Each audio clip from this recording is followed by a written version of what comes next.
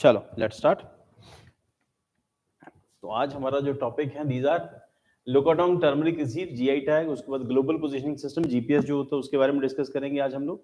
तो Garba dance discuss करेंगे आज, जम्मू कश्मीर लेजिस्लेटिव असेंबली के अंदर जो चेंजेस है वो डिस्कस करेंगे। गूगल की कटिंग एज टेक्नोलॉजी नई आई है, एआई मॉडल उसका जेमिनी, जैसे इसका जो माइक्रोसॉफ्ट का अपना आता है, क्या नाम है इसका, चैट जीपीटी। तो चैट जीपीटी से बेटर कह रहे हैं कि हम नया बना के लेके आए हैं। उसके बाद पंचायती राज को लेके डेवलपमेंट जो नई आई है, उसके बाद फिर राज्यसभा ने पोस्ट ऑफिस बिल जो रिसेंटली पास किया है, ये सब आज की टॉपिक्स हैं हमारे। दैट इज सबसे पहले है Lakadong turmeric receives geographical indicator recognition. तो हमने पहले भी डिस्कस किया था जियोग्राफिकल इंडिकेटर टैग रिसेंटली कई सारी आइटम्स को मिले हैं। सबसे पहले स्टार्ट होता है 2004 में दार्जिलिंग टी से, और खामती राइस से उसको मिला है, और दार्जिलिंग टी। उसके बाद ये लुडीमा राइस सोजत मेहंदी राजस्थान की है। उसके बाद पालघाट की चीकू है, चिन्नौर के राइस, तेजपुर लीची असम के अंदर, और विलो बैट कश्मीर के विलो बैट, हापुड़ का मैंगो, और चाखाओ ब्लैक राइस की कैटेगरी है मणिपुर की। उसके बाद वड़ा कोलम राइस है महाराष्ट्र का, गुच्ची मशरूम, अमरोहा ढोलक, ऐसी कई सारी और चीजें हैं जिनको ये टैग मिला हो, दिस इज जीआई टैग। तो ये जो रिसेंटली मिला है लुकाटोंग टर्मरिक को मिला है, ये जो नॉर्थ ईस्ट के हैं। और नॉर्मली जो है मसाले साउथ इंडिया के फेमस होते हैं, पर मिर्च और हल्दी जो है ये नॉर्थ ईस्ट की फेमस है। और उसमें introduction of Lakadong turmeric hailing from the Lakadong region Meghalaya से। क्वेश्चन ये हो सकता है किस एरिया से बिलोंग करती है, मेघालय से। Recently been granted the geographical indicator tag GI tag. Distinctive features क्या है लुकाटोंग टर्मरिक के? Renowned globally, Lakadong turmeric boast a curcumin content ranging from 6.8 to 7.8%, characterized by deep color इसका comparatively हल्दी का पीला नहीं है, थोड़ा सा ऑरेंज कलर है ये। तो deeper colour, this turmeric variant is cultivated organically with the use of synthetic fertilisers, organically without the use of synthetic fertilisers. तो केमिकल फर्टिलाइजर्स, सिंथेटिक फर्टिलाइजर इसमें यूज नहीं होते, ठीक। और उसके बाद primarily found in the Lakadong area, Jaintia hills हमने discuss किया था जब हमने ज्योग्राफी की थी इंडिया का। मेघालय का इलाका, तो ये अगर बांग्लादेश का मैप है, हम लोग ये कंसिडर करते हैं बांग्लादेश का मैप, तो यहां पर गारो, खासी एंड उसके बाद जैंतिया। तो जैंतिया रीजन के अंदर ही मिलती है, जैंतिया हिल्स के रीजन के अंदर गारो, खासी, जैंतिया। तो ये बांग्लादेश, और इधर गारो, ये खासी, और ये Jaintia.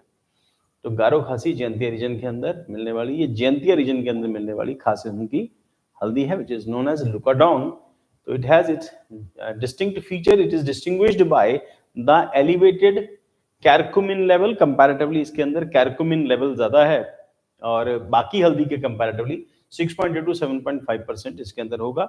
Other Meghalaya GI level products in addition to the Lukatong turmeric, several other Meghalaya products have been received the coveted GI tag. These includes Garo Dakmanda, traditional attire है वहां का, गारो दाकमांडा, गारो खासी जयंती हिल्स के अंदर गारो का लाकमांडा दाकमांडा सॉरी। उसके बाद Larai pottery and Garo Chubitchi alcoholic beverage है, उसको भी जीआई टैग मिला हुआ है। Understanding curcumin, polyphenol exhibit the ability to target various signaling molecules and showcasing actively the cellular level. Researchers indicates impact on inflammatory conditions, metabolic syndrome, pain management, as well as role of addressing the inflammatory and degenerative eye condition। देखो recent years में what happened कि India में जो नई चीजें आई खाने के अंदर, उनमें बहुत सारी चीजों के अंदर हल्दी यूज नहीं होती।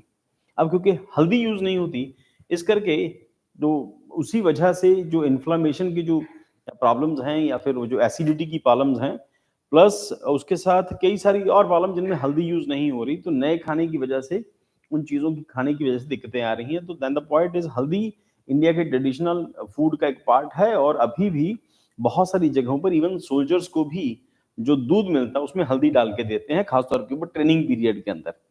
तो हल्दी जो है उसकी अपनी नेचुरल वैल्यूज हैं, तो उसकी वजह से इसमें कंपैरेटिवली वो वैल्यूज, वो क्वालिटीज कंपैरेटिवली ज्यादा हैं, ठीक है।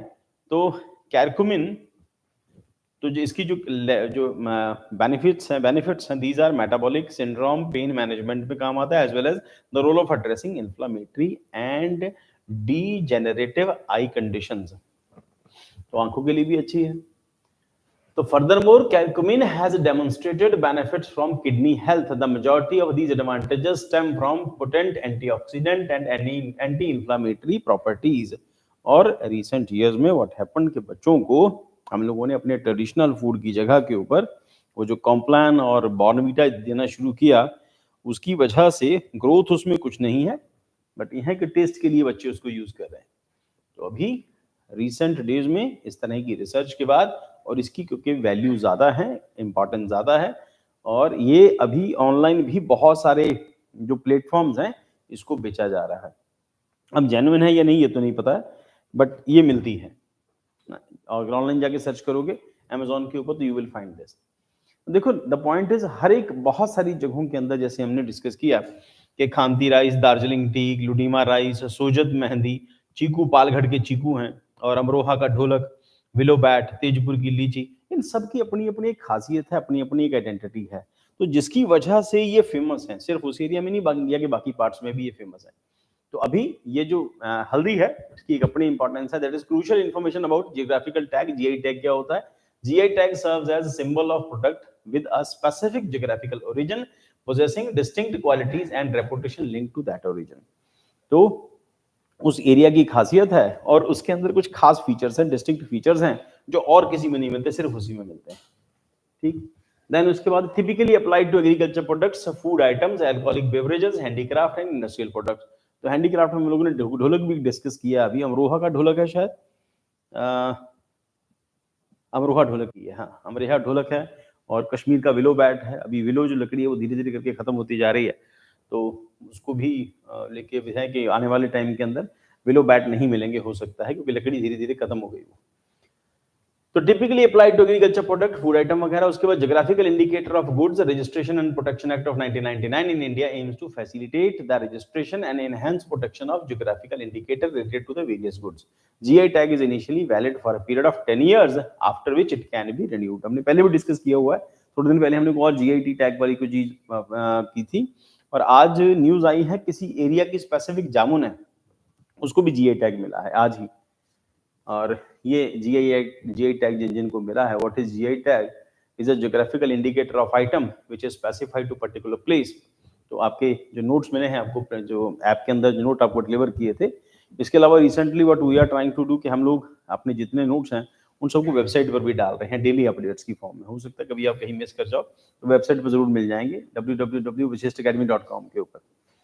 और ये सब जो कुछ कुछ आइटम्स हम लोगों ने यहाँ लिखी हैं, और सारे तो नहीं लिख सकते थे, कोई ज्यादा 60 से ज्यादा हैं, और धीरे धीरे बढ़ती जा रही हैं उसमें।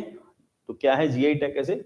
GI tag is geographical indicator of an item which is specific to particular place. GI status can be sought for agriculture product, handicraft, handloom and food products. The RGI, registration of geographical indicator logo given to a particular product, इसका ये this is the logo, तो ये लोगो होता है GI के लिए।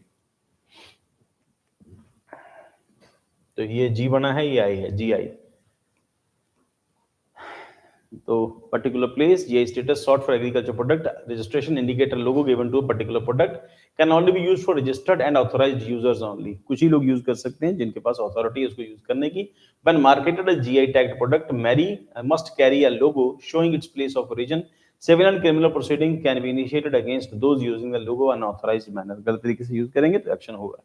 How to apply? Association for collective body can apply for GI, उससे जुड़ी हुई जो ऑर्गेनाइजेशंस हैं GI के लिए रजिस्टर करा सकती हैं अपने आप को। Application should be backed by proof of uniqueness, historical record to show proof of origin, quality and specific character.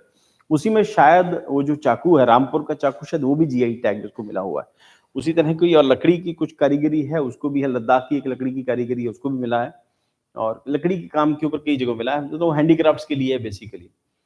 और उधर कोई कुछ और जगह भी हैं जहां पर ये टैग मिल रहा है, हैंडीक्राफ्ट्स के लिए basically.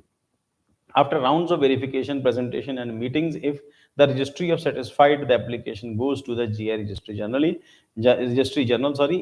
If application received no opposition within 4 months, it gets the GI tag.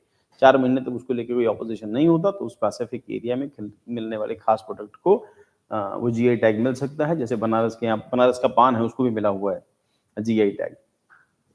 तो बंगाल की दार्जिलिंग टी है, गिर के केसर मैंगो हैं, पाटन पटोला, कुछ embroidery, Kutch embroidery, Bagh printing Maharashtra, Chanderi sari है यहाँ पे, ब्लू पॉटरी जौनपुर की, और कठपुतलीज ऑफ राजस्थान, बीकानेरी भुजिया, बासमती राइस दिल्ली के इलाके में भी इधर मिला है, पंजाब में बासमती राइस है, फुलकारी को भी मिला हुआ, पंजाब की फुलकारी को।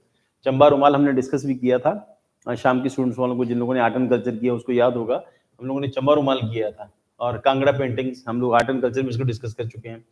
कश्मीरी सोजनी क्राफ्ट है, और इसके अलावा उत्तराखंड के अंदर तेज पत्ता।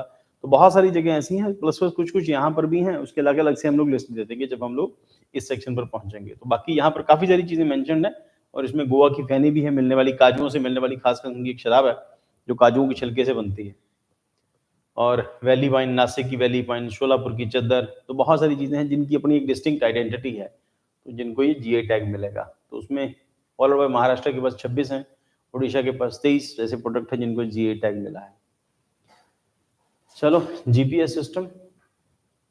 अब जीपीएस ग्लोबल पोजिशनिंग सिस्टम हमने इसको डिस्कस किया हुआ है पहले भी, और हमने डिस्कस किया था कि इसमें एक से ज़्यादा सैटेलाइट्स इन्वॉल्व रहते हैं। तो अमेरिका ने इसको शुरू किया था सबसे पहले, और इसकी स्टार्टिंग जो है अमेरिका ने अपनी एयरफोर्स के लिए ग्लोबल पोजिशनिंग सिस्टम से स्टार्ट किया था। ग्लोबल पोजिशनिंग सिस्टम का मतलब इनिशियल स्टेज में इसका काम जो था, अपने जो व्हीकल थे, टैंक्स वगैरह थे, या अपने जहाज़ों वगैरह की निगरानी रखने के लिए इसको बनाया गया था। इसमें मीडियम अर्थ ऑर्बिट पे हम लोगों ने पहले लियो किया हुआ लोअर अर्थ ऑर्बिट, और यहाँ मीडियम अर्थ ऑर्बिट में 24 टू 32 सैटेलाइट्स जो हैं वो हमेशा अर्थ को कवर करते हैं।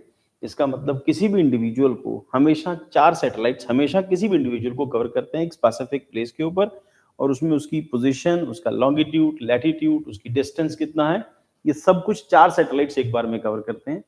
तो आपके मोबाइल से जो सिग्नल जाता है वो 4 सैटेलाइट एक बार में कैच करते हैं, उसको नीचे कंट्रोल सेंटर को भेजते हैं, और कंट्रोल सेंटर को जहां सिग्नल भेजना होता है वहां भेजता है। जैसे रिसेंट डेज में आपने देखा टैक्सी को लेके, तो टैक्सी से पहले सिग्नल, टैक्सी में जो जीपीएस लगा उसका सिस्टम जाएगा ऊपर सैटेलाइट्स के साथ, सैटेलाइट फिर उसका सिग्नल नीचे भेजेंगे, नीचे से फिर आपके मोबाइल के ऊपर आता है। तो उसका जो कंट्रोल सेगमेंट जो भी होगा, कंट्रोल सेंटर जहां से भी होगा वहां से सिग्नल वापस आता है। आप जो सिग्नल रिसीव करते हैं उसी में फूड डिलीवरी वाले भी आते हैं, उसी में जो बच्चों की स्कूल वैन है उसमें लगा हुआ सिग्नल भी है, और अभी लोग अपनी पर्सनल कारों के अंदर भी जीपीएस लगा रहे हैं ताकि चोरी ना हो, और बहुत सारे प्रोडक्ट में पहले से लगा आ रहा है। तो GPS ultimately global positioning system है, अमेरिका का शुरू किया हुआ है, और पहले सभी मोबाइल्स ने जीपीएस ही यूज किया। अब रिसेंटली इंडिया ने चाइना से आने वाले, चलने से बनने वाले मोबाइल, या फिर इंडिया में बनने वाले चाइनीज कंपनी को, जिनको सबको इंस्ट्रक्शंस दी हैं कि आप सभी लोग जो इंडियन सैटेलाइट सिस्टम है उसको भी एक्टिव करो, नाविक को भी आप एक्टिव करो। तो हो सकता है आने वाले टाइम के अंदर जीपीएस की जगह इंडिया अपना नाविक सिस्टम ही वहां पर कॉन्फ़िगर कर दे कि इसी से चलाना है आपको, जो इंडिया में बनने वाले मोबाइल है खासतौर पर। अभी नाविक स्टार्ट नहीं हुआ, अभी तो सिर्फ जीपीएस के थ्रू ही चलते हैं सारे। नेक्स्ट इज, अभी गवर्नमेंट ने इंस्ट्रक्शंस दी हैं, आने वाले टाइम के अंदर फोन आएंगे, कुछ कुछ में आना शुरू हो गया, सब में नहीं। GPS, short for Global Positioning System, services a satellite-centric navigation system offering user the capability to pinpoint their exact location, latitude, longitude, and altitude, and access precise time information worldwide. Origin initially conceived as US military initiative, the inaugural experimental satellite of GPS launched in 1978. मतलब ये है कि जब हम लोगों ने किसी चीज के बारे में सोचा भी नहीं था, जीपीएस टाइप की किसी चीज के बारे में सोचा भी नहीं था, तब से अमेरिका चला रहा है। तो एक सेंस में मेरे बर्थ से भी पहले अमेरिका जीपीएस यूज कर रहा है। ठीक, तो की कंपोनेंट्स क्या हैं? The space element comprises 24 satellites orbiting at altitude of 20,200 kilometre, continuously transmitting radio signals containing location, time, data, and these satellites are strategically positioned to ensure at least 4 are visible from any Earth location and given time.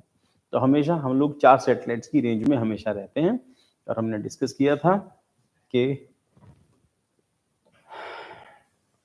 इस तरह से GPS system अर्थ को हमेशा cover करता है, और हमेशा हम चार सैटेलाइट्स के सर्विलांस के अंडर होते हैं।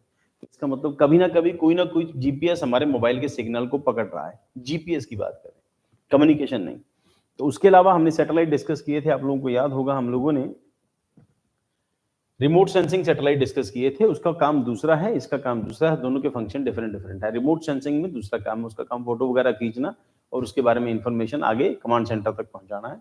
और इसके अंदर जीपीएस सिस्टम के अंदर हमेशा आपकी लोकेशन, आपका टाइम, आपकी मूवमेंट, आपका एल्टीट्यूड, हमेशा उसके ऊपर जो है इसकी वो निगरानी रहती है। तो you always always remain under the range of these 4 satellites. The space element comprises 24 satellites orbiting an altitude of 20,200 km, continuously transmitting radio signals and containing location at a time for data. These satellites strategically positioned for ensure the least 4 are visible at any Earth location at any given time. तो ground control stations क्या है? Responsible for oversight and management of GPS satellites. Ground control stations ensure proper functioning and maintain precise orbits. So एकदम pinpoint accuracy, pinpoint efficiency के साथ ही आपके बारे में इंफॉर्मेशन देंगे as we have discuss this. तो 4 satellites यहाँ पर हैं. तो 4 सैटेलाइट हमेशा हमने डिस्कस भी किया था एक बार कि मूव करते उसकी इमेजेस जो है उसकी फोटो मूव करते जैसे भी कोई इंडिविजुअल खड़ा है तो हमने डिस्कस किया था एक बार, यहाँ से फिर यहाँ फिर यहाँ फिर यहाँ. तो इसकी जो 3D जो इंफॉर्मेशन होती है वो आगे तक पहुंचती है. तो इससे पिछली क्लास में हम लोगों ने जब सैटेलाइट डिस्कस किए तो उसमें डिस्कस किया था कि 4 बार इसकी एक सैटेलाइट जो है, क्योंकि उसकी स्पीड घूमने की काफी तेज होती है, इस करके एक इंडिविजुअल को बहुत तेज कवर करते ही सैटेलाइट निकल के अगले सैटेलाइट 4 आ गए. तो हमेशा कमांड की एरिया में, हमेशा इसकी कमांड के अंदर रहता कोई भी इंडिविजुअल जिसमें जीपीएस डिवाइस लगा है, तो हमेशा इसकी कमांड के अंदर रहेगा जो भी जीपीएस डिवाइस होगी. सो हमने इसको पिछली क्लास में डिस्कस किया हुआ, एक क्लास में हमने डिस्कस किया था ये X2, Y2, Z2, T2. तो ये मूव करेगा और हमेशा उसके ऊपर निगाह रखता जाएगा. उसमें लैटिट्यूड, एल्टीट्यूड, लोकेशन, टाइम. तो टाइम उसके पहुंचने से पहले, उस इंडिविजुअल के वहां पहुंचने से पहले का टाइम, उस टाइम का टाइम, उसके बाद का टाइम, कब ये मूव कर रहा है. तो हमेशा 4 सैटेलाइट्स की रेंज में कोई भी जीपीएस प्रोडक्ट जो होगा हमेशा उसकी रेंज में ही रहेगा. तो 4 सैटेलाइट हमेशा कवर करते रहेंगे किसी भी इंडिविजुअल को, किसी भी डिवाइस को जिसमें जीपीएस लगा है.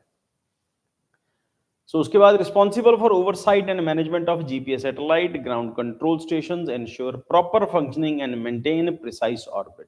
अब देखो बेटा, एक बार फिर दोबारा से समझ लो. हमने डिस्कस किया है कि कोई भी इंडिविजुअल, ये इंडिविजुअल यहाँ खड़ा है और इसके पास ये जीपीएस इनेबल्ड, इसने वॉच पहनी है. तो सैटेलाइट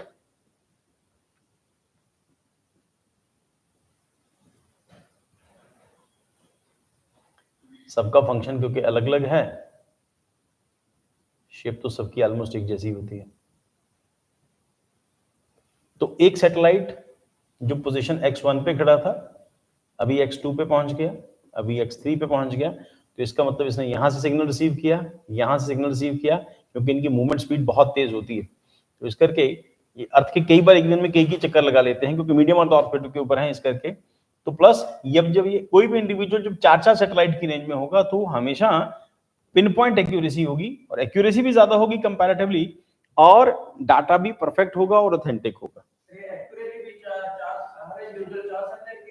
हमेशा 4 सैटेलाइट की रेंज में कोई भी इंडिविजुअल रहेगा हमेशा. 24 to 32 सैटेलाइट्स, 24 से लेके 32 तक सैटेलाइट हो सकती हैं, 24 से ज्यादा भी हो सकती हैं. नेक्स्ट पॉइंट है GPS receiver integrated into devices such as smartphones, navigation tools. GPS receiver GPS signal from satellite utilising trilateration. तो इसके अंदर ट्राइलिटरेशन के अंदर हम लोग अभी डिस्कस करेंगे what it is. These devices calculate the user's location based on signals from at least 4 satellites. तो हमेशा 4 सैटेलाइट हमने डिस्कस किया, उसको हमेशा कवर करेंगे कोई भी जीपीएस डिवाइस होगी. अगर रिसेंटली हम लोगों ने डिस्कस किया कि रिसेंटली जम्मू कश्मीर गवर्नमेंट ने डिसाइड किया है कि जिन जिन लोगों को जेल से छोड़ेंगे, रिहा करेंगे, उनके पैर में हम लोग जीआई इनेबल्ड एक डिवाइस बांध देंगे जिससे पता चलता रहेगा उसकी मूवमेंट क्या है. अमेरिका में एक्सपेरिमेंट काफी लंबे टाइम से चल रहा है. वहां पर जो क्रिमिनल्स होते हैं, हार्डकोर क्रिमिनल्स, उनके पैर में उनके साथ जीआई टैग से इनेबल्ड उनको एक बैच जो है उनके पैर के साथ जोड़ देते हैं ताकि उनकी मूवमेंट पता चलती रहे. तो फंक्शनैलिटी क्या है? Signal reception, GPS receiver capture signals from multiple satellites with their line on sight. Satellite signal, satellite emit radio signals. Satellites emit radio signals at light speed, light की स्पीड से radio signal नीचे भेजते हैं लगभग 3 lakh kilometre per second की speed से, conveying data about their location and transmission time. तो time measurement, GPS receiver gauge the time taken from signal to reach from each satellite. तो एक सैटेलाइट से दूसरे सैटेलाइट में उसको पहुंचने में कितना टाइम लगा, क्योंकि हर सैटेलाइट के साथ एक एक्यूरेट वॉच भी लगी है जो हमेशा एक्यूरेट टाइम देगी और पिन पॉइंट टाइम देगी, एक सेकंड भी आगे पीछे, एक सेकंड का तो 100वां हिस्सा भी आगे पीछे नहीं हो सकता उसका। तो GPS receiver gauges the time taken from signal to reach from the each satellite. तो उसका रिसीवर जो है उसको गेज करता रहेगा कितना टाइम लगा सिग्नल पहुंचने में, कितने टाइम तक के वापस आ गया। डिस्टेंस कैलकुलेशन क्या है, utilising known satellite location and signal travel times and GPS receiver calculates the distance from each satellite. उसके बाद ट्राइलेटरेशन क्या है, तो ट्राइलेटरेशन के अंदर बाय कंबाइनिंग डिस्टेंस मेजरमेंट, कितनी दूर है from 4 satellites and the GPS receiver determine the precise 3 dimensional position, latitude, longitude, altitude. उसकी हाइट क्या है, वो किस लॉन्गिट्यूड पर है, किस लैटिट्यूड पर है। ठीक, along with that significance of multiple satellite trilateration, employing multiple satellites enhances GPS accuracy as it ensures more precise location by intersecting the circles of potential locations derived from the each satellite signal। Her mobile के से हर satellite से मिलने वाले signal की वो जो data है उसको कंबाइंड फॉर्म के अंदर जो कमांड सेंटर होगा वहां पर वो डिलीवर कर देंगे। नेक्स्ट, तो ग्लोबल सैटेलाइट नेविगेशन सिस्टम, बहुत सारी कंट्रीज, पहले सिर्फ अमेरिका था और अमेरिका के ऊपर डिपेंडेंसी थी। अब डिपेंडेंसी किस सेंस में, हम लोगों ने इसको क्लास में पहले भी डिस्कस किया था, डिफेंस टेक्नोलॉजी हम डिस्कस कर रहे थे। मान लो कि हम लोगों ने एक मिसाइल बनाई है और मिसाइल को फायर करना है। अब मिसाइल फायर करने के लिए वी नीड जीपीएस डाटा। मान लो कि यहां से हम लोगों ने किसी मिसाइल को फायर किया, इंडिया ने किसी मिसाइल को बनाया और मिसाइल को बना के यहां से फायर कर दिया हमने, वो या मिसाइल है या रॉकेट है। और जब ये मिसाइल अपनी पोजीशन चेंज करेगी,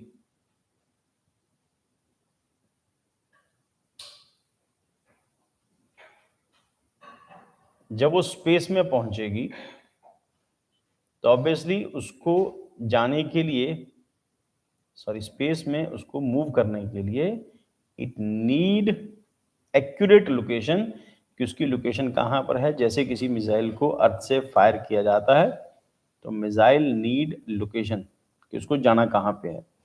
तो जहां जहां मिसाइल मूव करेगा, मिसाइल में लगा हुआ डिवाइस जीपीएस से सिग्नल रिसीव करेगा, क्योंकि इसमें डिवाइस लगी है। तो ये जीपीएस सिग्नल जो है ये मिसाइल से कांटेक्ट करेंगे, फिर नीचे कमांड सेंटर पर, नीचे कमांड सेंटर बना है तो कमांड सेंटर तक इसकी इंफॉर्मेशन देंगे कि मिसाइल कहां तक पहुंची है। अगर क्योंकि सिस्टम कमांड कंट्रोल अमेरिका के हाथ में है तो उस टाइम पर सिग्नल कमांड कंट्रोल सिस्टम इस डिवाइस को कैप्चर करना बंद कर दे या इसके बारे में अमेरिका की तरफ से इंफॉर्मेशन नहीं आए तो मिसाइल यूजलेस है, या मिसाइल या रॉकेट यूजलेस है। वो जहां उसको पहुंचना वहां तक उसका सिग्नल बंद हो जाएगा। अगर सिग्नल बंद हो गया ना तो इसका मतलब ये है कि आप उस डिवाइस को, आपको बनाना, उस डिवाइस का काम करना सब बेकार है। तो उसके लिए क्या करना होगा, उसके लिए बेटर है, क्योंकि जीपीएस सर्विस अमेरिका की और अमेरिका सारी दुनिया को फ्री में वो सर्विसेज देता है, पर राइट सारे अमेरिका अपने पास रखता है उसकी सर्विसेज के। तो उस केस के अंदर हमारी सारी मिसाइल, सारे प्रोडक्ट हम जितने मर्जी रिफाइन बना लें वो सब यूजलेस हो जाएंगे, सब मिट्टी के ढेर में कन्वर्ट हो जाएंगे, किसी काम के नहीं, अगर वो अपना मोबाइल सिग्नल जो पकड़ नहीं पाएंगे। तो उस केस में हर एक स्टेट ने, कुछ कंट्रीज ने जिनके पास एबिलिटी थी, जिनके पास सैटेलाइट लॉन्च करने की एबिलिटी थी, they all have created their own satellite system और number of satellite, multiple satellite system. तो देन यूनाइटेड स्टेट्स जीपीएस उसका स्टार्ट किया, उसके बाद रशिया, उसके बाद दूसरी सबसे बड़ी एजेंसी अमेरिका के बाद, that is global navigation satellite, इसको ग्लोनास कहते हैं। चाइना के अंदर BeiDou navigation system satellite, BDS कहते हैं इसको। यूरोपियन यूनियन का गैलीलियो, उसके बाद जापान का क्वासी जेनेथ सैटेलाइट सिस्टम है, और इंडिया का Indian regional navigation satellite system, नाविक भी कहते हैं इसको, IRNS। देन उसके बाद एप्लीकेशन क्या है, navigation terrestrial, aerial and marine, तो तीनों कामों के लिए यूज करेंगे। हमारे वाला भी यही यूज करेंगे। बनाया हम लोगों ने सिर्फ सेलर्स के लिए था, नेवी के लिए बनाया था, फिर उसके बाद अभी बाकी सब जगह डिपेंड करता है नंबर ऑफ सैटेलाइट्स कितने अब लॉन्च कर रहे हैं। इंडिया ने जितने सैटेलाइट लॉन्च किए इंडिया के लिए सफिशिएंट है, बट ग्रेजुअली इंडिया धीरे धीरे करके नंबर ऑफ सैटेलाइट बढ़ाता चलेगा। सैटेलाइट की अपनी कॉस्ट है, उसकी लॉन्चिंग की अपनी ये कॉस्ट है, तो नंबर ऑफ सैटेलाइट्स बढ़ते जाएंगे। देन उसके बाद navigation, terrestrial, aerial and marine. जब आप सैटेलाइट, नंबर ऑफ सैटेलाइट जब आप ज्यादा लॉन्च करते हैं, ये भी ध्यान रखना कि आप एक सेंस में अमेरिका को नाराज भी करेंगे। अमेरिका आपसे पूछेगा कि इतने सैटेलाइट्स क्यों लॉन्च कर रहे हो, क्या तुम्हारा इरादा मेरे ऊपर मिसाइल फेंकने का तो नहीं है? क्योंकि अमेरिका तक इतने ज्यादा सैटेलाइट कवर करने के लिए आपको पूरी अर्थ रिक्वायर्ड है। अब पूरी अर्थ, इंडिया जैसी कंट्री क्या करेगी पूरी अर्थ को कवर करके? इंडिया को सिर्फ अपनी रिक्वायरमेंट्स के लिए सैटेलाइट्स को बनाना है। तो इस करके अभी हम भी यही प्रिटेंड कर रहे हैं, हम अपनी जरूरतों के लिए, मैंने ग्रेजुअली हम वहां पे रुकेंगे थोड़ी। सैटेलाइट किसी के बाप का थोड़ी है, ठीक है ना? तो हम नंबर ऑफ सैटेलाइट्स बढ़ाएंगे और पूरी अर्थ कवर करेंगे, ग्रेजुअली करेंगे। उससे क्या होगा कि इंडिया में बनने वाले प्रोडक्ट, इंडिया में बनने वाले मोबाइल, हो सकते हैं इंडिया की को अपनी कंपनी को ऐसे मोबाइल बनाने शुरू कर दी जिसकी पूरी दुनिया में डिमांड हो। डिमांड तभी पूरी होगी ना अगर वो सैटेलाइट सिस्टम से कवर होएगा, जीपीएस टाइप के सिस्टम में कवर होएगा। तो उसके लिए इंडिया अपना नाविक सिस्टम या फिर आईआरएनएस उसको लागू कराएगा, इंप्लीमेंट कराएगा उसको। उसके लिए सैटेलाइट लॉन्च करने पड़ेंगे। अभी तक हम लोगों ने 7-8 सैटेलाइट लॉन्च किए हैं, आने वाले दिनों में नंबर ऑफ सैटेलाइट्स बढ़ेंगे। Application, navigation, terrestrial, aerial and marine. ध्यान रखना हमने डिस्कस किया हुआ है कि दिस इज अर्थ,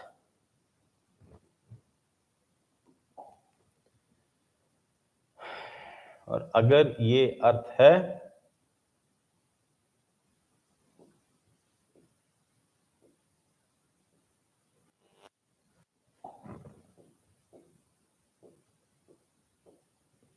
तो इसको कवर करने के लिए नंबर ऑफ सैटेलाइट्स और सैटेलाइट की कैटेगरी हमने डिस्कस की हुई है। इस तरह से, इस तरह से, इस तरह से। तो हर तरह से सैटेलाइट जो हैं अर्थ को कवर करेंगे, तब पूरी अर्थ कवर होती है, ठीक है?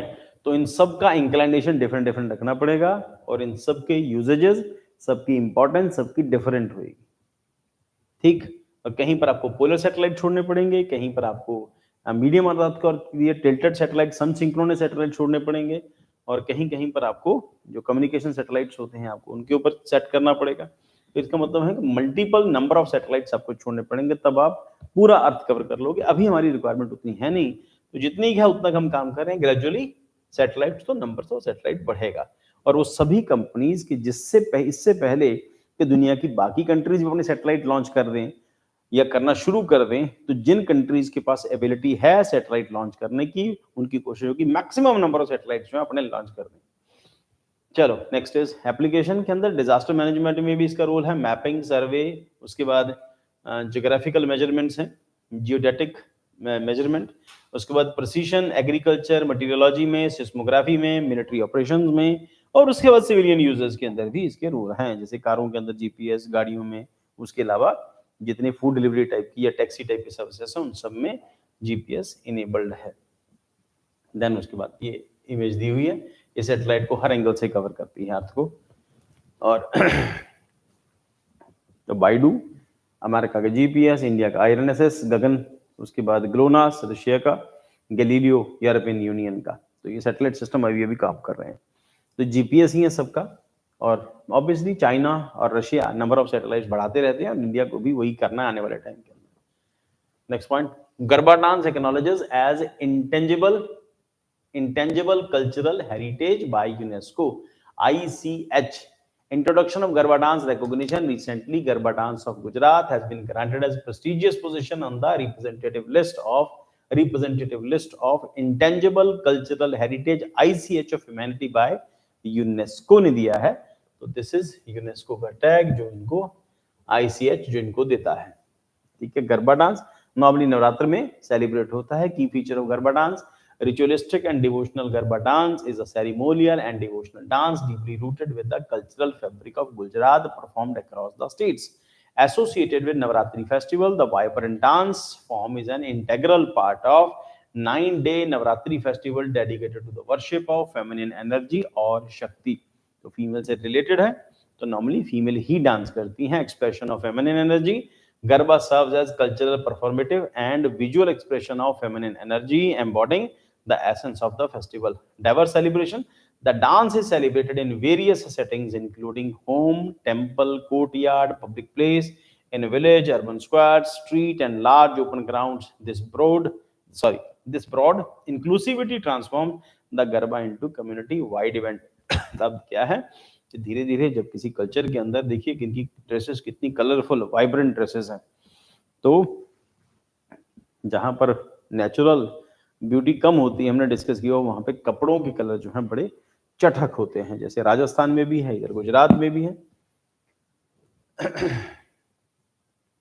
और उससे पहले 2008 में ट्रेडिशन ऑफ वैदिक चैंटिंग को भी ये टैग मिला था, फिर रामलीला को मिला, फिर उसके बाद कुट्टियम संस्कृत थिएटर 2008 के अंदर उसको मिला, रम्मान रिलीजियस फेस्टिवल रिचुअल थिएटर और गढ़वाल हिल्स के अंदर उसको मिला, उसके बाद मेदियत्तू रिचुअल थिएटर है, डांस ड्रामा ऑफ केरला उसको मिला, कालबेलिया डांस हमने आर्ट एंड कल्चर के अंदर रिसेंटली हम लोगों ने कालबेलिया डांस किया था, Kalbelia folk song and dances of Rajasthan उसको मिला, छाऊ डांस हम लोगों ने किया वहां पे, तो छाऊ मयूरभंज छाऊ और पुरुलिया छाऊ हमने डिस्कस किया है, तो छाऊ को मिला है 2010 के अंदर। उसके बाद Buddhist chanting of Ladakh, recitation of sacred Buddhist text in trans Himalayan Ladakh region, Jammu and Kashmir उसको मिला था। देन उसके बाद sankirtan ritual singing drumming and dancing of Manipur उसको मिला, traditional brass and copper craft of utensil making among the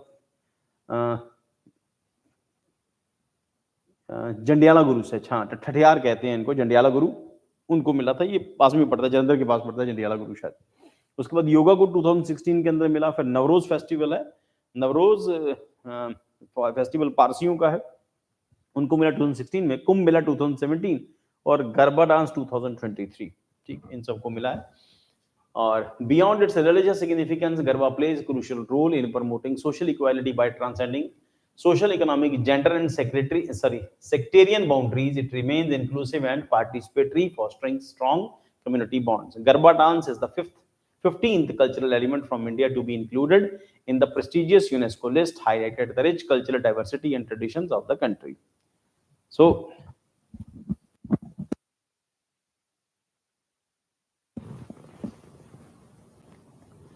हम लोगों ने आज क्लास में मॉर्निंग में डिस्कस किया कि जैसे जैसे आप ट्रॉपिकल रीजन से टेम्परेट की तरफ जाओगे आपको डाइवर्सिटी कम मिलती जाएगी, ठीक, तो हम ट्रॉपिकल रीजन के अंदर हैं और कंपैरेटिवली हमारे यहाँ पे डाइवर्सिटी बहुत ज्यादा है, ह्यूमन रेसेस की भी, फ्लोरा फोना की भी, है ना, कल्चर की भी, आर्ट की भी, तो वो डाइवर्सिटी है। तो उसी डाइवर्सिटी में हमारे पास डांस की भी बहुत डाइवर्सिटी है, और यूरोप के लिए इतनी डाइवर्सिटी देखना अपने आप में बड़ा मेस्मराइजिंग है। तो Garba dance 15th cultural element of India to be included in the prestigious UNESCO list. तो और मेरे पास एक मिसिंग है, मैंने 14 लिखे हैं, एक मिसिंग है मेरे पास, तो 15th है ये, highlighting the rich cultural diversity and tradition of the country. कल मैं आप लोगों को कल की क्लास में बता दूंगा कि 14 कौन सा था। तो understanding intangible cultural heritage, intangible cultural heritage extends beyond the physical monument and artefacts, it encompasses tradition, living expression, inherited ancestors practices passes down through the generation. This includes oral tradition, performing art, social rituals, festival, event, knowledge related nature and the university traditional craft. तो जो Europe के पास है वो सारी दुनिया को पता है, ज्यादा से ज्यादा टमाटर टमाटर फेंकते हैं, एक वो बड़ा फेस्टिवल है, और एक आधा वो सांड सूंड दड़ाते हैं, बस उसके वाला, बहुत ज्यादा उनके पास डाइवर्सिटी नहीं है। अपने यहाँ तो हर महीने सेलिब्रेशन है। इंडियन कल्चर की एक खासियत है कि हम कल्चरली कितने रिच थे, या हम लोगों ने जो मॉर्निंग की क्लास में डिस्कस किया कि if the happiness index India is in happiness index, हो सकता है कि हम भूटान जितने हैप्पी नहीं हो, बट ये है कि हैप्पीनेस का सबसे बड़ा एग्जांपल ये है कि every month there is a celebration in India. कहीं ना कहीं कोई ना कोई बड़ा प्रोग्राम चल रहा है, या हर महीने इंडिया में हर महीने कोई ना कोई त्योहार चला हुआ है ना, और त्योहार एक त्योहार दूसरे त्योहार से एकदम डिफरेंट है। जो होली में है वो लोहड़ी में नहीं है, और जो लोहड़ी में है तो उसमें दिवाली से उसका कोई लेना देना नहीं, दशहरे का दिवाली से कोई लेना देना नहीं है, है ना। तो उसी तरह हर festival season, every month is enjoyable for Indian culture, in Indian culture. तो ये इंडियन कल्चर की डाइवर्सिटी है, इस करके यूरोपियंस के पास पैसे जितने मर्जी हो, हमारी तरह खुश नहीं है। खुश क्यों नहीं है? क्योंकि हमारे यहाँ तो हर दूसरे चौथे दिन तो सेलिब्रेशन है, इसके बाद हर महीने का कोई ना कोई त्योहार चला हुआ है ना। आदमी की जिंदगी के 16 संस्कार, हालांकि सारे पूरे नहीं करते हम लोग, 16 संस्कार हैं, कोई ना कोई संस्कार चला हुआ है। उसके अलावा जो महीने के बाद हर महीना नया महीना चढ़ता है, उसमें भी कुछ ना कुछ चला हुआ है। तो this is the indicator that the richness of Indian culture को रिप्रेजेंट करता है। और उसके बाद हमारे त्योहार, मेले, व्रत, उसके बाद ये डांसर्स, नंबर ऑफ वैरायटी, खाना पीना, उन सब के लिए जीआई टैग, है ना। तो यूरोप में, अमेरिका में तो एक ही टाइप की चीजें मिलती हैं, हमारे यहाँ पर हर चीज के लिए जीआई टैग अभी हम लोग गवर्नमेंट दे रही है। हल्दी 50 किस्म की हल्दी इंडिया में मिलती है, उसमें रिसेंटली हमने ये वाली हल्दी डिस्कस की, ठीक।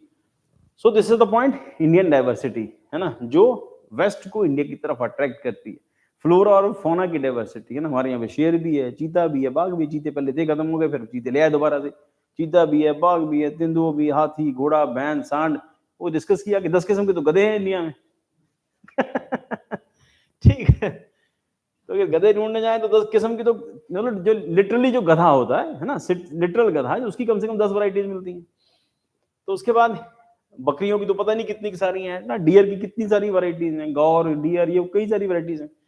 So understanding intangible cultural heritage, ICH, intangible cultural heritage extend beyond the physical monuments and artifacts. It encompasses tradition, living expression inherited from ancestors, practice passed down through one generation to another, includes oral traditions, performing art, ritual, festival event, knowledge, related nature and the universe of knowledge का aspect है बेटा दो तरह की chanting, एक वैदिक की chanting और एक बुद्धिस्ट chanting.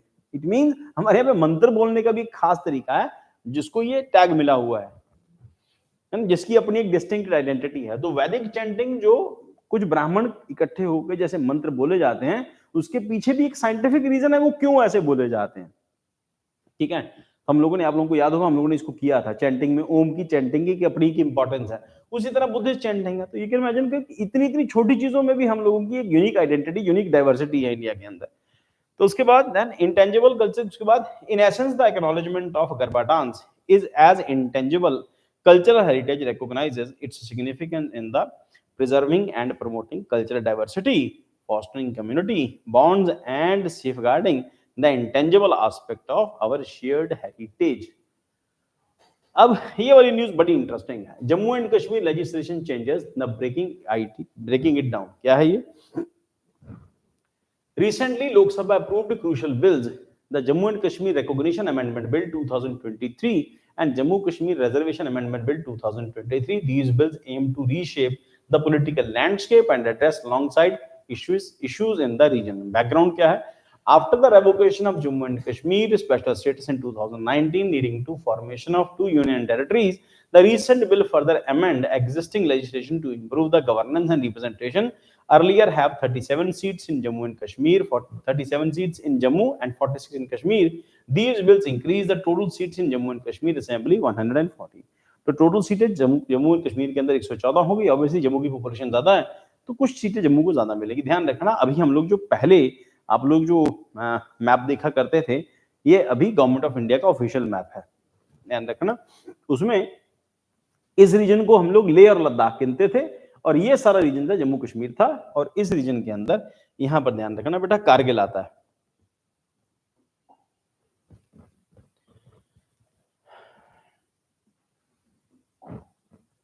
तो दिस इज, ये कारगिल है।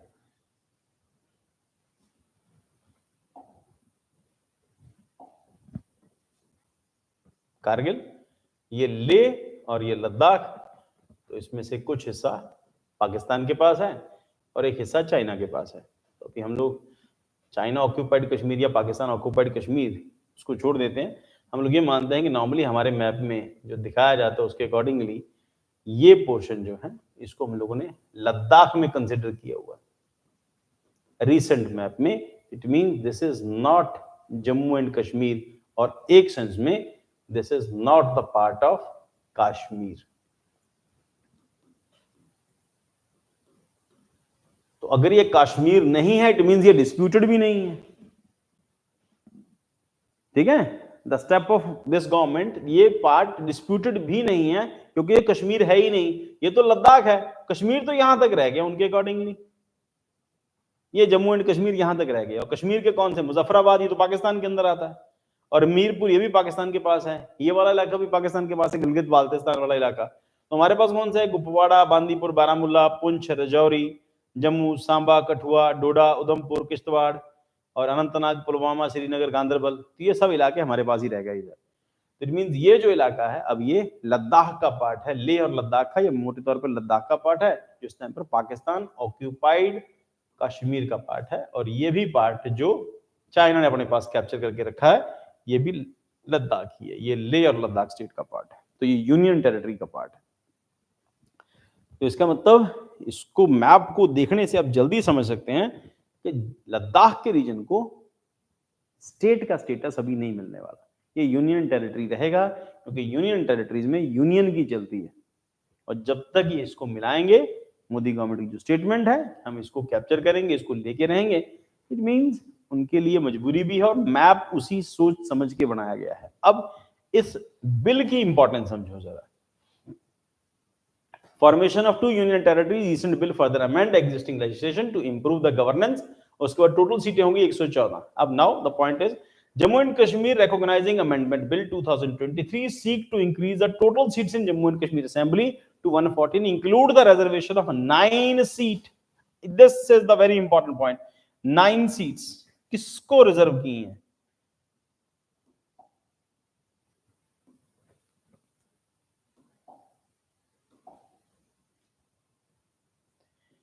Nine seats for scheduled tribes.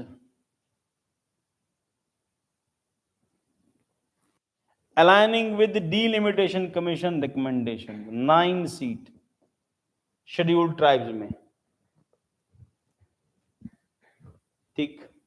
अब उसमें कुछ कम्युनिटीज ऐसी हैं जिनको जब ट्राइब में इंक्लूड किया तो जम्मू कश्मीर के जो लोग हैं, खासतौर के ऊपर जो कश्मीर के लोग हैं, दे आर अगेंस्ट कि इनको अपने ट्राइब में क्यों इंक्लूड कर लिया ना, because they belongs to somehow they belongs to Hindu community, ठीक। तो ये एक एस्पेक्ट है इसके अंदर, बट ट्राइबल का कॉन्सेप्ट तो हिंदू कम्युनिटी में है, मुस्लिम्स में नहीं आता। कुछ कुछ मुस्लिम ट्राइब्स हैं जिनको अलाउ किया हुआ है, पर शेड्यूल्ड कास्ट मुस्लिम्स में नहीं होते।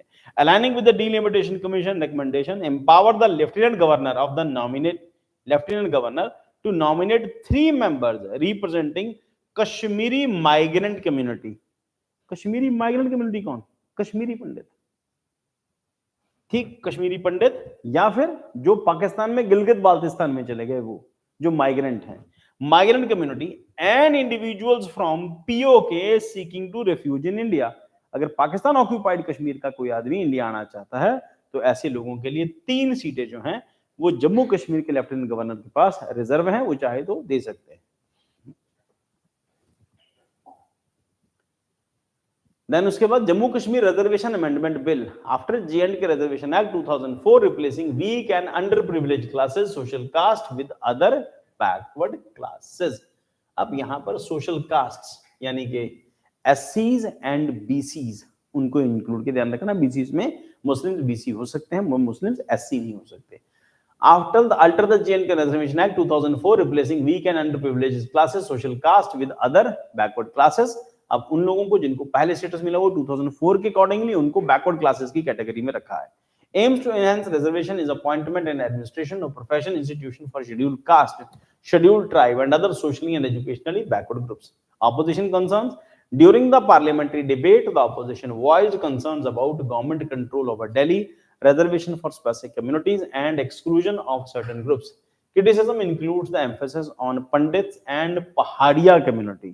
यहाँ पर हमने डिस्कस किया पंडित मतलब कश्मीरी पंडित एंड पहाड़िया कम्युनिटी जो पहाड़ों के अंदर रहने वाले लोग हैं, with argument that population criteria were not adequately considered during delimitation. अब यहाँ पर ऑपोजिशन ने भी शोर मचाना था, अब उनको कोई ना कोई तो इशू चाहिए ना, तो ऑपोजिशन ने क्या कहा, government control for Delhi, reservation for specific communities and exclusion of certain groups. Criticism included the emphasis on Pandit and पहाड़ी community, included the emphasis on Pandit and Pahadi community with argument that population criteria were not adequately considered during delimitation. तो इनकी population के हिसाब से इनको सही से count नहीं किया गया, सही से कंसीडर नहीं किया गया, गवर्नमेंट ने यहाँ पर डिस्क्रिमिनेशन किया है। Government's clarification क्या है? In response to government clarified that the bill aimed to provide justice to those deprived of their rights for past 70 years. It emphasizes the importance of reservation to displaced people and rejected the idea that these amendments are connected to abrogation of Article 370, Government focused on elimination separatist ideology nearing to decline in terrorism and dismissed claims that legal challenges hindered and amendments. अब यहाँ पर एक point important है बेटा आप सबके समझने के लिए कि पाकिस्तान का मुजफ्फराबाद वाला इलाका या मीरपुर वाला इलाका वो भी इंडिया के पास तो है नहीं, तो फिर उन लोगों को रिजर्वेशन क्यों दिया है? वो अपने पास तो है नहीं ना, ये पॉसिबिलिटी है कि वो आ रहे हैं कोई बहुत बड़े नंबर के अंदर, तो जब वो नहीं आ रहे तो फिर रिजर्वेशन किसको जा रहा है?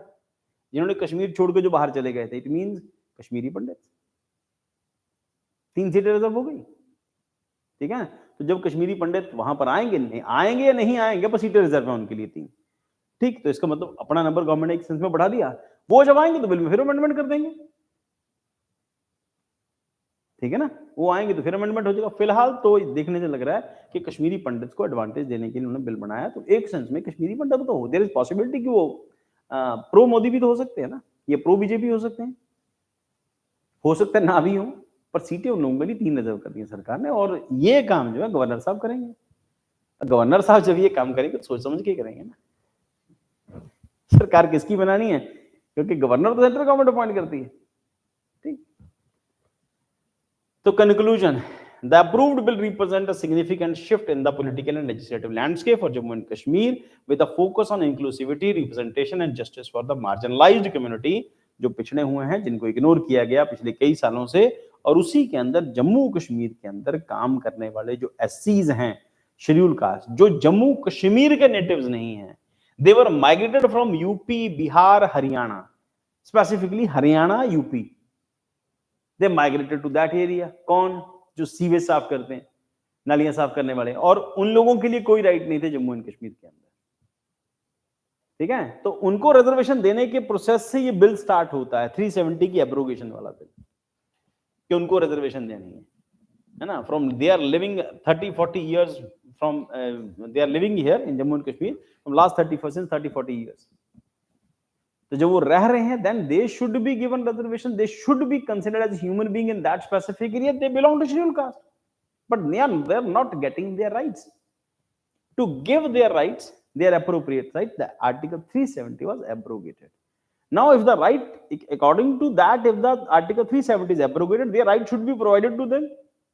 Now, the government is trying to establish their rights, ठीक, by different ways or different type of bills.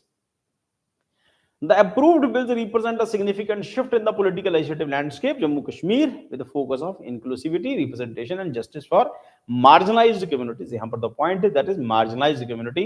The debate and certification highlight the complex nature of such reform and the varied perspective shaping the region's future. अब यहाँ पर politics नहीं होगी, नहीं, हर political decision political advantage के लिए लिया जाता है। So if the BJP is taking the political mileage of the decision, that is nothing wrong in it, because this politics is politics. No religion, no ethics. तो Google's cutting edge Gemini AI model unveiled.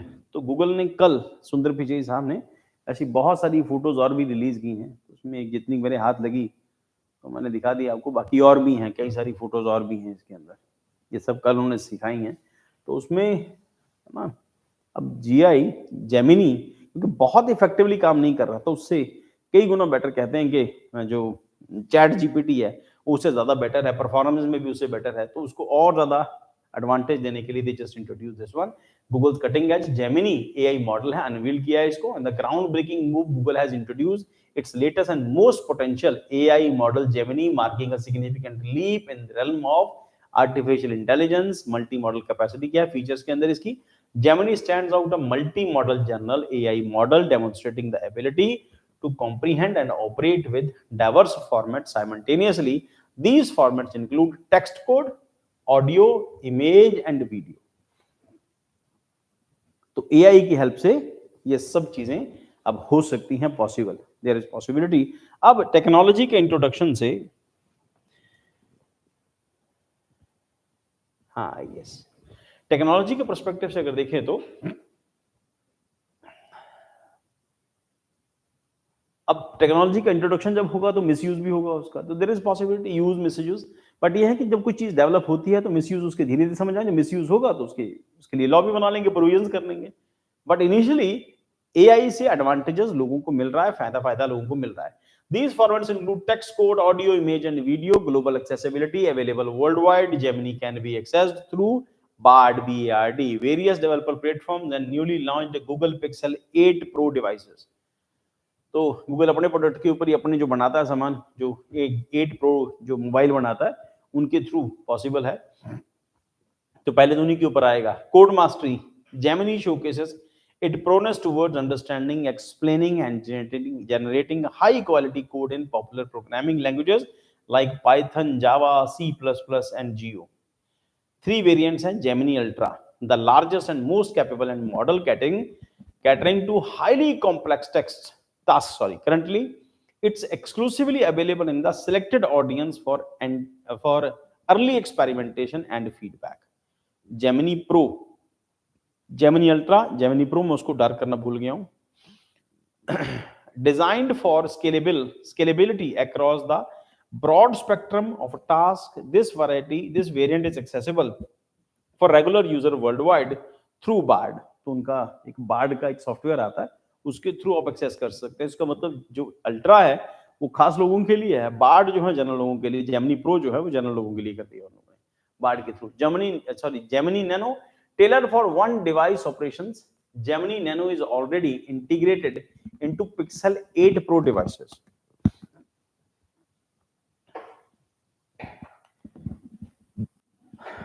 Pixel 8 Pro devices जितनी है उनके ऊपर ये available होगा. It powers if power features like summarize in recorded app, the smart reply via GI board available and launch. तो Gemini Ultra के बारे में क्या है? Currently accessible only to limited audience for early experimentation feedback. Gemini Pro available on BARD for users worldwide. Gemini Nano already operational in तो यही हो गया दोबारा पेटो devices enhancing the experience of advance features. तो वही हो गया. नेक्स्ट implications क्या हैं? Google's Gemini AI model represent a significant stride at AI capabilities, offering a versatile, comprehensive solution for handling and myriad the task across different modalities. Its integration into developer platform Pixel devices underscore Google's commitment to pushing the boundaries of AI accessibility and functionality. देखो बेटा जितने भी अभी तक chatbot type के जो आए हैं, चैट जीपीटी टाइप के आए हैं, वो सिर्फ एक आधा फंक्शन ही एक आधा ही फीचर उनके अंदर है. वो टेक्स्ट को चेंज कर देते हैं, बस इतना ही. अब यहाँ पर इसका एडवांटेज क्या होगा? ये वॉइसेस, इमेजेस सब एक कंपाइल्ड फॉर्म के अंदर आएगा. इट मींस अगर इसने ठीक से परफॉर्म किया तो चैट जीपीटी शायद खत्म कर देगा ये. ऑब्वियसली गूगल के पास दायरा उसका बड़ा है, बट उसका भी अच्छा खासी कमांड है, उनकी भी चैट जीपीटी वाला माइक्रोसॉफ्ट का.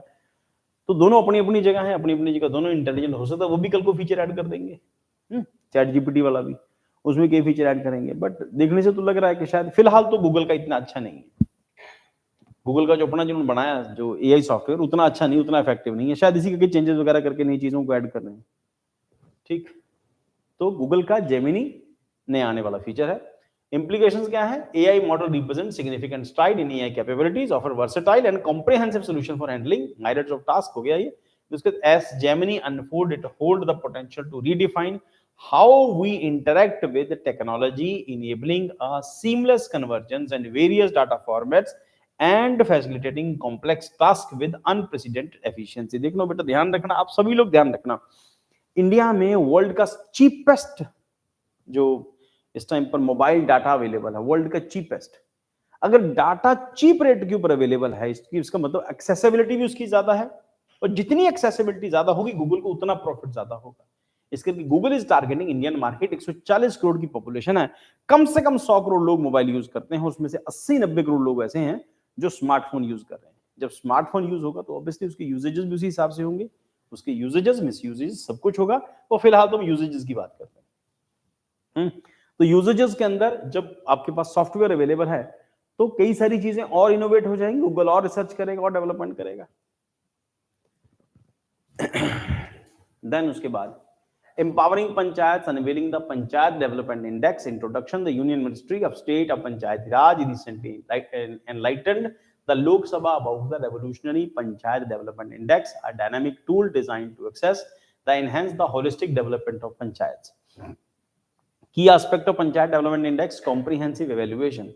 The multi-domain and multi-sectoral index, it offers a comprehensive assessment of overall development, performance and progress of panchayat. तो कॉम्प्रिहेंसिव इवैल्यूएशन के अंदर multi domain multi sectoral index ये बनाया गया है। कौन सा index? Panchayat development index. Multi sectoral है, कई सारे सेक्टर हैं, मल्टी डोमेन है, उसके अलावा offers a comprehensive assessment of overall development, performance and progress of पंचायतों का कामकाज कहां पहुंचा, डेवलपमेंट कहां पर है, कौन कौन सी एरिया में पंचायत डेवलप कर रही है। Socio-economic indicator incorporates various socio-economic indicators and parameters to measure the well-being and development status of local communities within a panchayat's jurisdiction. उसके बाद alignment with SDGs plays a pivotal role in evaluating performance and progress towards localizing sustainable development goals in rural areas.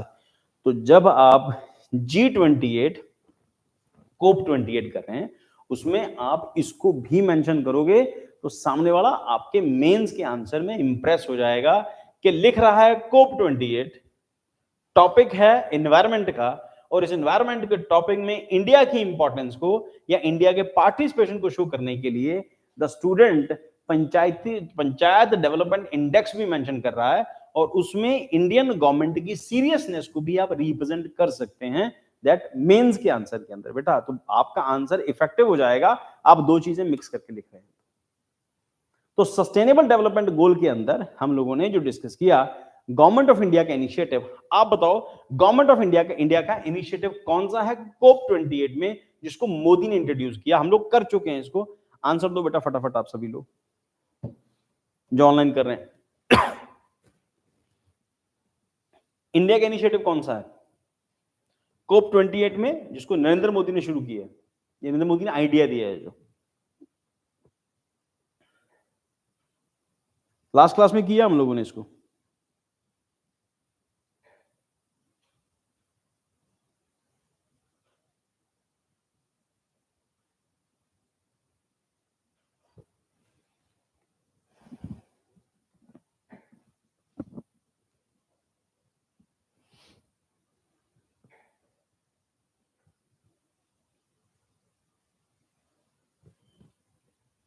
आप लोगों को याद है? नहीं।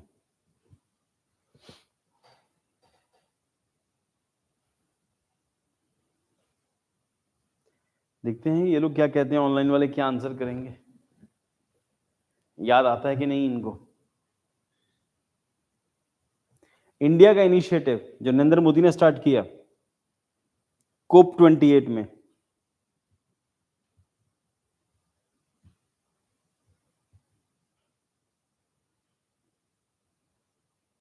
इसी करके आप लोगों का टेस्ट रखा है। आप लोग पढ़ते नहीं हो ना, टेस्ट रखा है इसी करके। मैं आपको कह रहा हूं कि टेस्ट बहुत टफ रखा है मैंने, बहुत अंदर जाके आपसे करंट अफेयर के क्वेश्चंस पूछ रहे हैं हम लोग। ये तो ऊपर का क्वेश्चन है बेटा, ये तो अभी तो करके हटे कल परसों हम लोगों ने 4 दिन लगातार कोप 28 किया है।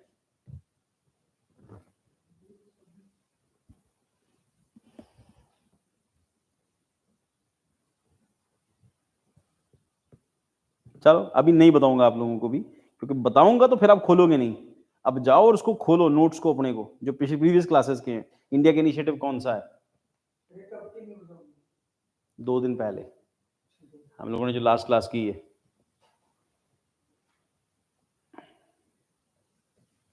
किया हुआ हम लोगों ने।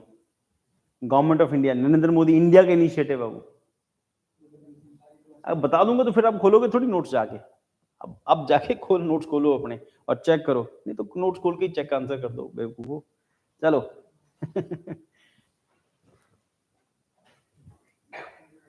ऐप में नोट्स है ना आपकी? अभी क्या करेंगे हम लोग, अगर ऐप में नहीं है, कि हो सकता है किसी को दिक्कत है, तो अभी जितने नोट्स हैं अभी हम लोग, तो ये सब वेबसाइट पर भी washistacademy.com के ऊपर मैं चेक करूंगा कि डाल तो रहे हैं पिछले 5-6 दिनों से, वो कहां पर है। मैं आपको कल बता दूंगा कौन सी लोकेशन पर। कोशिश करेंगे उसको फ्रंट के ऊपर ले आए, ताकि जब भी आप खोलो डेली का करंट अफेयर डेली के डेली आ जाए। washistacademy.com के ऊपर जाओगे तो मिल जाएंगे कहीं पर, मैंने अभी चेक नहीं किया कहां पर है। और डेली का करंट अफेयर हम लोग डाल रहे हैं, तो मैं कोशिश करता हूँ जितना पास्ट का जितना करंट अफेयर है ना, सारा हम लोग डाल दें जितना हम लोगों ने किया है। जो डेली हम लोगों ने रिसेंट करना शुरू किया, पहले हम मंथली करते थे, उसके बाद वीकली भी किया, फिर उसके बाद हम लोग डेली के ऊपर आ गए। अब डेली करंट अफेयर जो क्लास है उस जो हम लोग यहाँ भी करेंगे, वो वेबसाइट पर भी अवेलेबल होगा, ऐप पर तो है ही है, पर ऐप पर सिर्फ स्टूडेंट्स के लिए है वो, किसी और के लिए नहीं है। तो अभी क्या करें, वेबसाइट पर भी डाल रहे हैं। ठीक, हाँ चलो आगे बेटा। अभी कौन सा इनिशिएटिव है, जाके आप लोग देखोगे तो चेक करोगे तो बताना मेरे को फिर। SDG, self sustainable development goal, SDG के लोग गवर्नमेंट पंचायती राज इंडेक्स के अंदर भी एसडीजी को टारगेट रखा है। ठीक, उसके बाद local indicators framework encompasses 9 crucial themes for localization of SDGs including poverty eradication, healthy child welfare, water sufficient, environmental sustainability, self sufficient infrastructure, social justice and security, good governance and women's empowerment. ठीक, तो पंचायतों में index के अंदर जब index बनाएंगे उसमें सब कंसिडर करेंगे, विमेन की क्या कंडीशन है, सैनिटेशन की क्या कंडीशन है, और सेल्फ डेवलपमेंट गोल के लिए गांव ने क्या किया है, कौन सा अरेंजमेंट किया है, जिससे एनवायरनमेंट बचेगा, इलेक्ट्रिसिटी प्रोड्यूस हो, या फिर कुछ भी ऐसा जहां पर कूड़े की मैनेजमेंट हो, है ना, उन सब को लेके तो इंडिकेटर इसके लिए भी इंडेक्स नया बना है। तो यहाँ पर ये फीचर्स हैं, इसको देख लेना बेटा एक बार।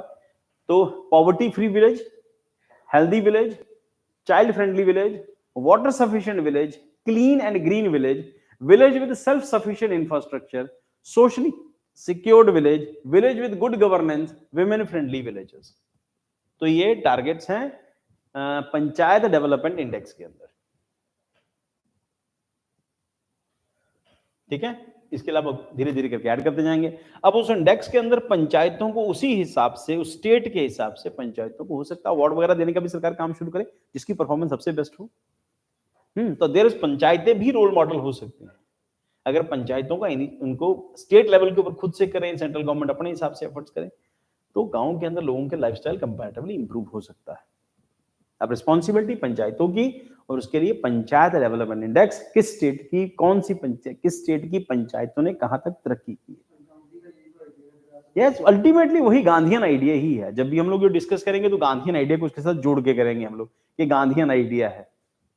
और फिर उसके बाद अगर आप panchayati raj index, panchayat development index discuss कर रहे हैं तो इट मींस इसके साथ साथ आप लोगों को जो हमारे जो फंडामेंटल ड्यूटीज हैं, प्लस आपको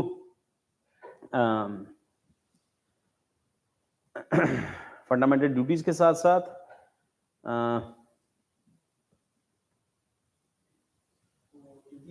डीपीएसपी वो भी साथ में कवर हो जाएंगे,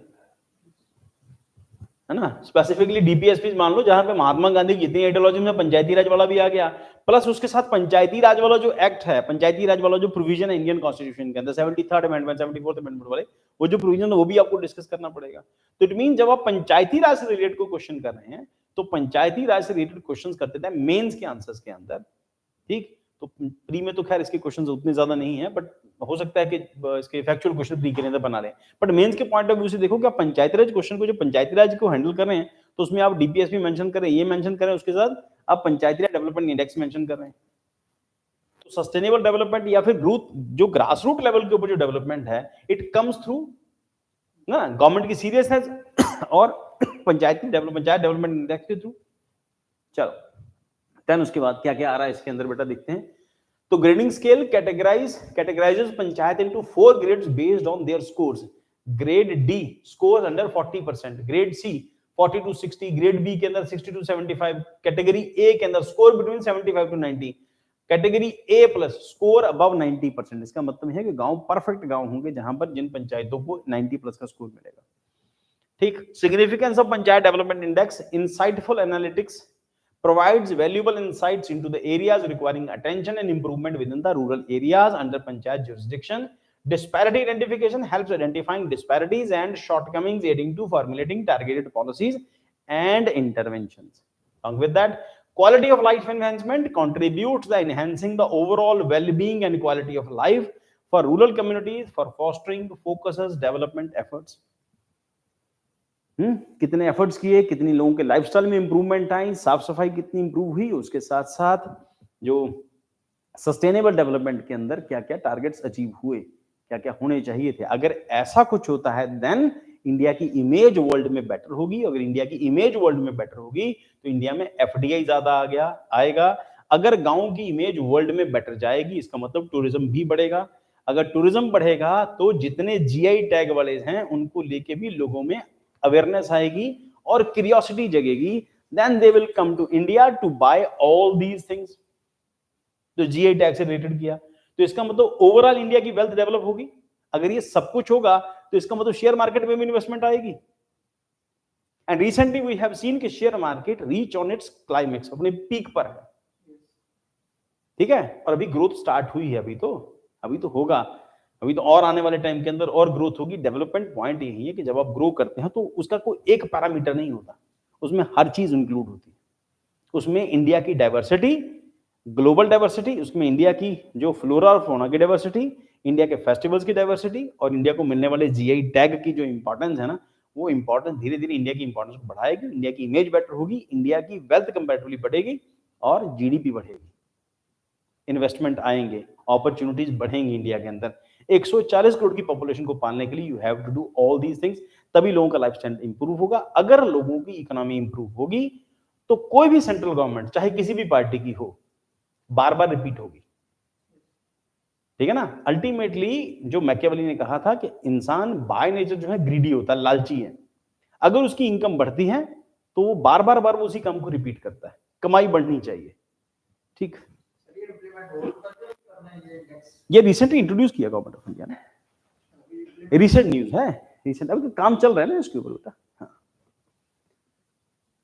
तो इंसाइटफुल एनालिटिकल्स, उसके बाद है quality of life enhancement, panchayat development index emerges as game changer empowering local government and steering rural communities toward the more prosperous. अब बेटा इसके साथ आप ये भी सोच के देखो ना, ग्लोबल सेल्फ सस्टेनेबल जो अचीवमेंट गोल जो है, सस्टेनेबल गोल जो है, उसके अंदर क्या आएगा? इट मींस आप फर्टिलाइजर का यूज कम कर दोगे। इसका मतलब यह है कि आपके यहां पे पानी कम यूज होगा खेती के लिए, सस्टेनेबल अरेंजमेंट लेके आओगे। इसका दूसरा मतलब यह भी तो है कि आप मिलेट्स को प्रमोट करोगे। अगर आप मिलेट्स को प्रमोट करोगे तो आप इकोनॉमी से और ज्योग्राफी से इसी चैप्टर को जोड़ लो, समझे? इसका मतलब पेपर 1 में भी आपकी हेल्प करेगा, पेपर 2 में भी आपकी हेल्प करेगा, पेपर 3 में भी आपकी हेल्प कर रहा है, और एथिक्स में तो है ही है। तो उसमें जब आपसे क्वेश्चन ये पूछा जाए कि इसका मतलब पेपर चारों में आपकी हेल्प करा, हो सकता है ऐसे में भी इससे रिलेटेड कुछ हो जाए। तो इट मींस पंचायत वाला चैप्टर जब आप प्रिपेयर कर रहे हैं तो आप उसको ओवरऑल वे में देखो तो बहुत बड़े लेवल के ऊपर आप प्रिपरेशन कर रहे हैं। तो ये सब चीजें आप जोड़ रहे हैं। उसके बाद वो जो गवर्नमेंट ऑफ इंडिया का इनिशिएटिव है, जिसको मैं बता नहीं रहा आप लोगों को, आप लोगों को खुद जाके चेक करना, फिर मेरे को बताना अभी तक देखा किसी ने कि नहीं देखा है। अरे वाह क्या बात है, Harshita Joshi, green carrot initiative. हाँ, नीतू ने भी दिया है, yes, green carrot initiative COP28 आया। चलो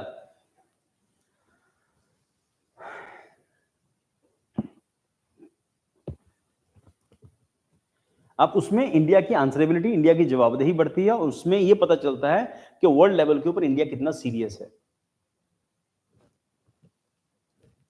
ठीक है ना। हम लोग एनवायरनमेंट को लेकर कितने सीरियस हैं, तो वहां पर उसका मैसेज जाता है। तो उसके बाद towards fostering inclusive and localized development aligning with the broader goals of national progress. अरे एक बच गया, मुझे लगा था वो लास्ट न्यूज है। Revitalizing post office, Rajya Sabha passes post office bill 2028। तो पोस्ट ऑफिस बिल में हमने क्या किया है? In a significant move Rajya Sabha has approved the post office bill 2023 aimed to overhauling the modernized post offices. This new legislation is set to replace the archaic Indian Post Act IPOA of 1898, a relic for tenure of Viceroy Lord Elgin। तो अंग्रेजों के जमाने में भी 1898 का ये act जो है अभी तक काम कर रहा है। हाँ यस, आपने भी आंसर दिया श्रेष्ठ। शुगर कैन से रिलेटेड नहीं बेटा मनोज, ये जो इन्होंने लिखा है वही है, ग्रीन कैरेट इनिशिएटिव।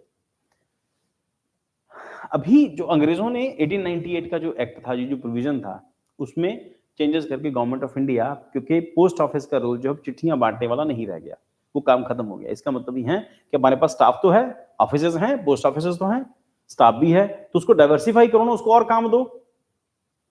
क्यों? क्योंकि इंडिया का पोटेंशियल राइज कर रहा है। इसका मतलब जब एक चप्पल बनाने वाली कंपनी पाइप बना सकती है, और पाइप बनाने वाली कंपनी सैनिटरी प्रोडक्ट बना सकती है, और सैनिटरी प्रोडक्ट बनाने वाली कंपनी जब पेंट बना सकती है, और पेंट बनाने वाली कंपनी जब टैप बना सकती है, लाइट बना सकती है, तो इट मींस सरकार भी तो डाइवर्सिफाई कर सकती है ना। तो इसका मतलब आपने भी रिसेंट देखा होगा कि एक काम कंपनी एक काम से शुरू करती है, 10 काम कर रही है। इसका मतलब इट शोज द इंडिया का पोटेंशियल कंपैरेटिवली ज्यादा है, और अगर इंडिया का पोटेंशियल ज्यादा है, इट मींस इसका मतलब कि पहले से प्रोडक्ट अपने पास हैं, ऑफिसेज अपने पास हैं, इंफ्रास्ट्रक्चर अपने पास है, स्टाफ अपने पास है, उसको डिफरेंट काम दो ना, चिट्ठियां बांटने वाला तो काम खत्म हो गया। अब कौन कौन से काम होंगे? IPOA 1898 primarily focused on mail services, चिट्ठियां बांटना या टेलीग्राफ करना। टेलीग्राफ बंद हो गया, चिट्ठियां बांटने का काम धीरे धीरे वो भी खत्म हो गया। Services provided through the post offices, however, with the evolving landscape of postal services diversifying into realms like Indian Post Payment Bank and insurance scheme, a modernized legal framework became imperative. The Post Office Bill 2023 addresses this need for a more comprehensive and contemporary legislation. तो expanded powers में क्या आता है इसके अंदर? The bill grants officers the authority to intercept, open or detain postal articles under certain circumstances. These circumstances include consideration for the security of the state, maintain friendly relations with the foreign nations, public order, emergencies and public safety.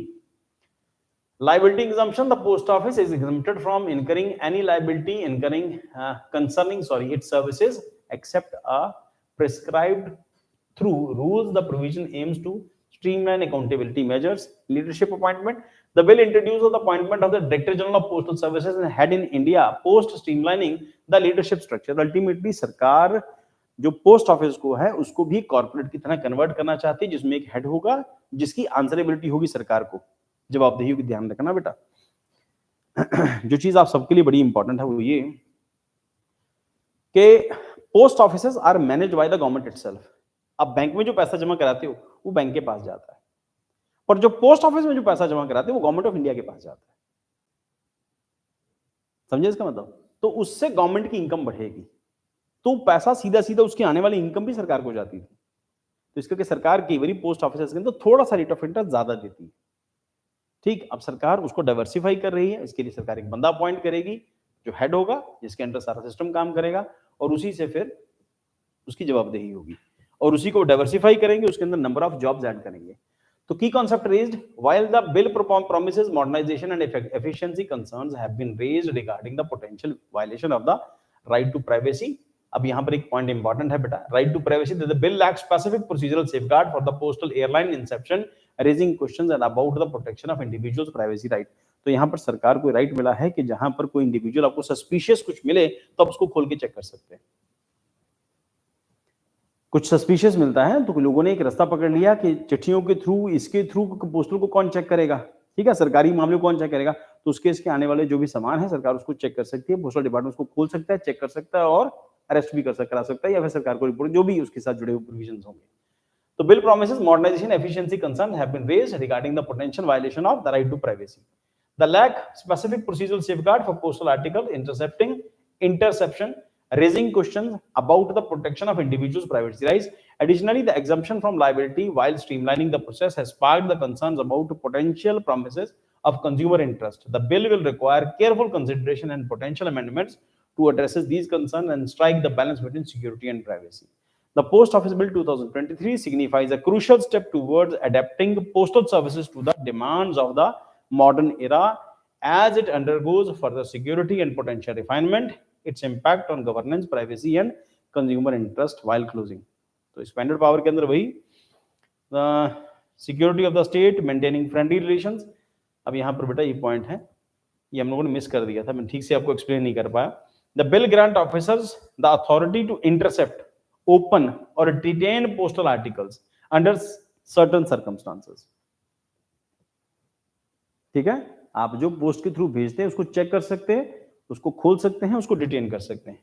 These circumstances include consideration of the security of the state, maintaining friendly relations with the foreign nations, India की security और foreign relations के साथ India के foreign country के India के relations, public order, emergencies and public safety, liability exemptions. उसके बाद अब इसमें राइट टू प्राइवेसी की वायलेशन हो सकती है, तो कह रहे एक बार सरकार को जरूर गौर करना चाहिए इसके अंदर, वो थोड़ा बहुत होगा वो चलेगा। चलो, privacy and consumer interest will be closely observed. बस आज की सेक्शन में इतना ही था, बाकी इसको कल करते हैं हम लोग। अब आप ठीक से करंट अफेयर करो बेटा, उसका टेस्ट लेंगे हम लोग मंडे को।